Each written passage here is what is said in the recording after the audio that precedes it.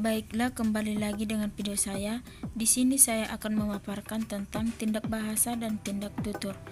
Perkenalkan, nama saya Tani dari Butar-Butar, NPM 2009200001. Pertama, memahami tindak tutur bahasa. Menurut Cair, tindak tutur adalah gejala individu yang bersifat psikologis dan keberlangsungannya ditentukan oleh kemampuan bahasa si penutur dalam menghadapi situasi tertentu. Sedangkan menurut Austin, tindak ujar atau tindak tutur terdiri atas 3 jenis, yaitu tindak lokusi, tindak ilokusi, dan tindak perlokusi, seperti yang dijelaskan berikut ini. Jenis-jenis tindak tutur. Yang pertama, tindak lokusi. Rohmadi pada tahun 2010 halaman 33 mengemukakan tindak lokusi adalah tindak tutur untuk menyatakan sesuatu. Tindak tutur ini sering disebut dengan the act of saying something. Contoh tindak lokusi adalah: yang pertama, Francisca sedang belajar bahasa Indonesia. Yang kedua, Carlos bermain gitar. Maksud dari tindak lokusi di atas adalah bahwa Francisca sedang belajar bahasa Indonesia. Dan yang kedua itu, Carlos, yaitu menyatakan sesuatu bahwa dia sedang bermain gitar. Tindak tutur interrogatif adalah tuturan yang mengandung maksud menanyakan sesuatu kepada lawan tutur. Artinya, seorang penutur bermaksud mengetahui jawaban terhadap sesuatu hal atau keadaan.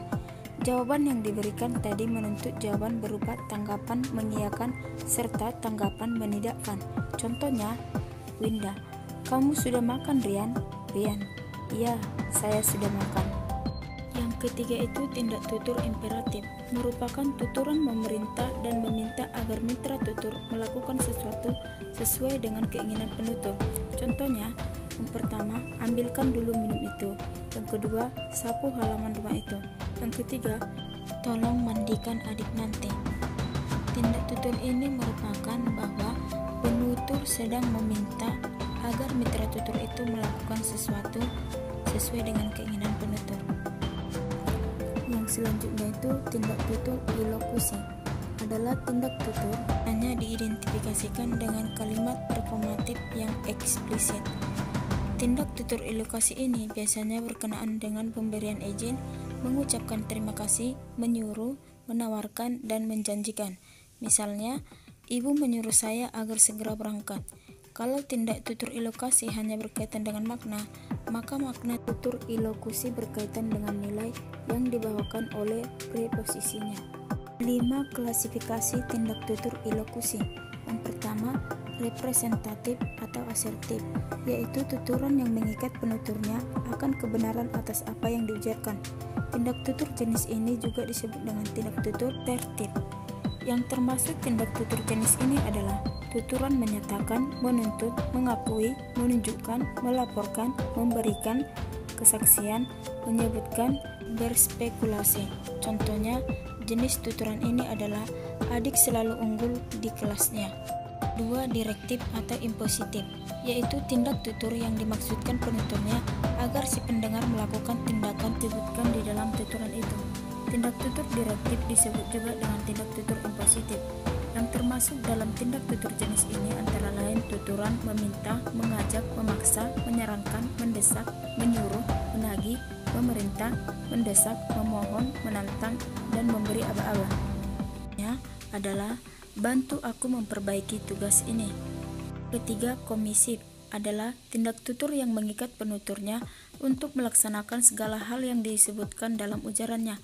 Misalnya, bersumpah, berjanji, mengancam, menyatakan kesanggupan, dan berkaul.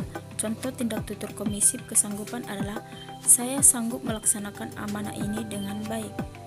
4. Tindak tutur ekspresif adalah tindak tutur yang dimaksudkan penuturnya agar tuturannya itu diartikan sebagai evaluasi tentang hal yang disebutkan dalam tuturan itu, meliputi tuturan mengucapkan terima kasih, mengeluh, mengucapkan selamat, menyanjung, memuji, menyalahkan, dan mengkritik. Contohnya, sudah kerja keras mencari uang, tetap saja hasilnya tidak bisa mencukupi kebutuhan keluarga.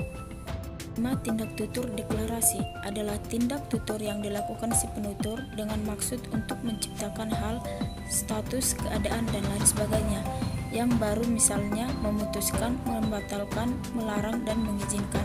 Contohnya, ibu mengizinkan abang pergi ke bioskop. Ini merupakan tindak tutur mengizinkan. Dan yang kedua, jangan bercakap-cakap kasar. Ini merupakan tindak tutur melarang. Yang ketiga, kepala sekolah memutuskan untuk memecat guru itu. Ini merupakan tindak tutur memutuskan. Itu tindak tutur perlokusi adalah tindak tutur yang berkenaan dengan adanya ucapan orang lain sehubungan dengan sikap dan perilaku non-linguistik dari orang lain itu. Karena adanya ucapan dokter kepada pasiennya, mungkin ibu menderita penyakit jantung koroner, maka si pasien akan panik dan sedih. Ada 4 klasifikasi tindak tutur perlokusi, yaitu yang pertama, representatif, adalah jenis tindak tutur yang menyebabkan apa yang diyakini penutur kasus atau bukan. Dalam tahapan klasifikasi tutur representatif, terdapat klasifikasi lanjutan, yaitu pernyataan suatu fakta, penegasan, pendeskripsian, dan simpulan. Contohnya, kalau kalian membuat parafrase, jadi kalian harus membaca keseluruhan teks. Yaitu tindak tutur direktif, ialah jenis tindak tutur yang dipakai oleh penutur untuk menyuruh orang lain untuk melakukan sesuatu. Tahapan klasifikasi data tindak tutur direktif, terdapat klasifikasi data lanjutan, yaitu tindak tutur direktif meliputi perintah, pemesanan, permohonan, dan pemberian saran. Contohnya, yang pertama, "Bang, 1 porsi ya." Ini merupakan pemesanan. Yang kedua, "Ibu menyarankanku untuk selalu rajin." Ini merupakan pemberian saran. Yang ketiga, "Saya mohon kembalikan buku itu." Ini merupakan permohonan. 3. Komisif. Dalam komisif terdapat klasifikasi lanjutan, yaitu penolakan. Komisif ini ialah tindak tutur yang dipahami oleh penutur untuk mengikat dirinya terhadap tindakan di masa yang akan datang. Contohnya, Rani, "Ayo ke sana Rio. Rio, kamu saja yang pergi. Aku tidak ingin pergi ke situ." Ini merupakan tindak tutur menolak.